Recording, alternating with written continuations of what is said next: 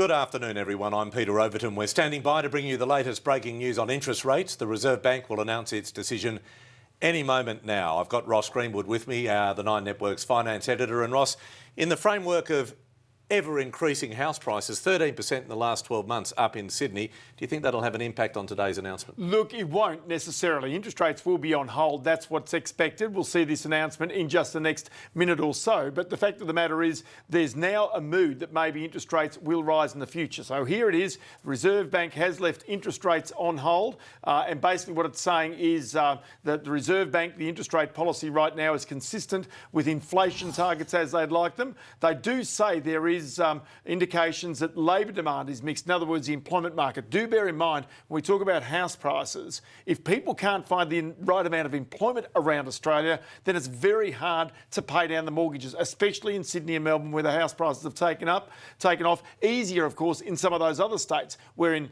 Perth and Darwin, house prices are falling right now. Interesting point of conversation has been that in Sydney, at least, teachers can't afford to live in the Sydney metropolitan area, so there's a shortage of teachers now because of the housing prices as well. Yeah, these sorts of things have knock-on effects, and the Reserve Bank is monitoring this. But do bear in mind that interest rates are rising around the rest of the world. In the United States especially, Canada's put their population on notice that they'll be raising interest rates, even the UK. So with that pressure from major economies around the world, eventually the mood is that interest rates here in Australia will rise, but probably not until next year. That's why you want to watch the messages of the Reserve Bank very closely right now. Good on you, Ross. Thank you very much. Just repeating the news, the Reserve Bank has decided to leave rates on hold at 1.5%.